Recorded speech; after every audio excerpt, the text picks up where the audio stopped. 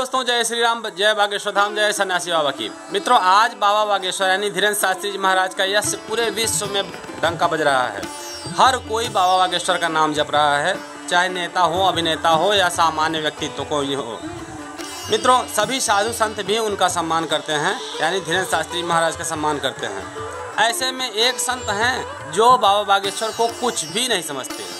जी हाँ, कुछ भी नहीं समझते हैं, और यहाँ तक कि वो बाबा बागेश्वर को कई बार चैलेंज भी दिए कि मेरे सामने आकर के दिखाएं अपनी प्रभुता। बाबा बागेश्वर को चैलेंज करने वाले श्याम मानव को आपने देखा कि श्याम मानव को प्रत्यक्ष बाबा ने प्रमाण दिया, और श्याम मानव कुछ दिनों बाद में उनका न्यूज़ ठप हो गया। उसके अलावा बहुत सारे लोग जो बाबा बागेश्वर के ऊपर शक करते थे, शंका करते थे, उनको भी बाबा बागेश्वर ने अपने जो है चमत्कार दिखा करके और चुनौती स्वीकार करके चुप करा दिया। तो एक ऐसे संत हैं जिनके सामने बाबा बागेश्वर भी जाने में संकोच करते हैं। जी हाँ, वो कोई आम व्यक्ति तो नहीं है, वो भी एक प्रख्यात सुविख्यात संत हैं जिनका नाम है पंडोखर धाम सरकार। जी हाँ, और पंडोखर धाम सरकार आज से नहीं बल्कि 35-36 साल से दरबार लगा रहे हैं, और वो यही चीज़ करते थे जो धीरेन्द्र शास्त्री जी महाराज करते हैं, यानी पर्ची पे लोगों की मन की बात लिख दिया करते थे। और यही नहीं, बाबा बागेश्वर तो स्वयं ऐसा करते हैं, और उनके तो 500 शिष्य ऐसे हैं जो कि मन की पर्ची बनाते हैं लोगों की। अब दोस्तों, जिनके 500 शिष्य धीरेन्द्र शास्त्री जी जैसे हों, वह आम व्यक्तित्व तो नहीं हो सकता है। तो जाहिर सी बात है, पंडोखर धाम सरकार मामूली व्यक्ति नहीं हैं, और वो 35-36 साल से दरबार लगा रहे हैं। ये बात एक और है कि धीरेन्द्र शास्त्री जी महाराज का नाम ही इसमें कुछ ज़्यादा चल गया है, और वो सोशल मीडिया है, किसके ऊपर मेहरबान हो जाए कोई नहीं जानता।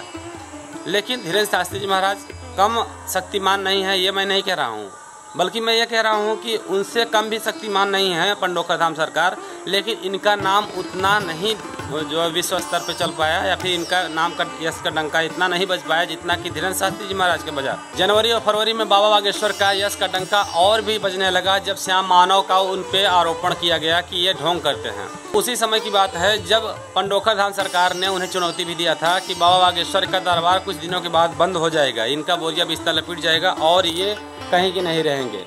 अरे, इनसे ज़्यादा तो मेरे 500 शिष्य हैं जो कि पूरे मध्य प्रदेश में यहाँ वहाँ फैले हुए हैं और दरबार लगाते हैं।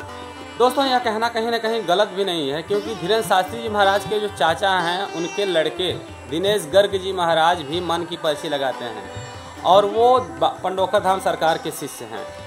और तो और लोग कहते हैं कि धीरेन्द्र शास्त्री जी महाराज भी कहीं ना कहीं उन्हीं से गुण पाए हुए हैं, ये चीज़ जो मन की बात बताते हैं। तो पंडोखर धाम सरकार मामूली व्यक्ति तो नहीं है, उनके ही शिष्य हैं लवलेश त्रिपाठी जी, उन्हीं के शिष्य कई लोग हैं। 500 शिष्य हैं मैंने बताया, तो कई शिष्य हैं जो कि वो मन की बात लोगों की जो है पर्ची भी लिख देते हैं।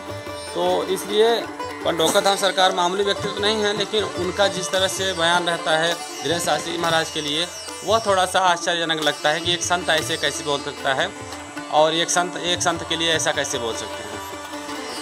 तो मैं बताऊं आपको, तो पंडोखर धाम सरकार का यही कहना है कि धीरेन्द्र शास्त्री जी महाराज से ज़्यादा हमारे शिष्य हैं जो कि उनसे ज़्यादा ज्ञानवान हैं। ये अलग बात है कि उनका सोशल मीडिया स्तर पे ज़्यादा नाम है। उसके बाद में धीरेन्द्र शास्त्री जी महाराज से कई बार मिले भी, और धीरेन्द्र शास्त्री जी महाराज ने किसी भी प्रकार का उनसे कोई गिलवा शिकायत नहीं किया, उनसे आदरपूर्वक मिला। उनके पास में धीरेन्द्र शास्त्री जी महाराज से भी मिलने के लिए पंडोखर धाम सरकार गए, और पंडोखर धाम सरकार से मिलने के लिए भी धीरेन्द्र शास्त्री जी महाराज गए। एक दूसरे के सामने होते हैं तो एक दूसरे का सम्मान करते हैं, अच्छी बात तो यही है। बस आज की वीडियो में इतना ही, मिलते हैं अगली वीडियो में। जय श्री राम, जय बागेश्वर धाम सरकार।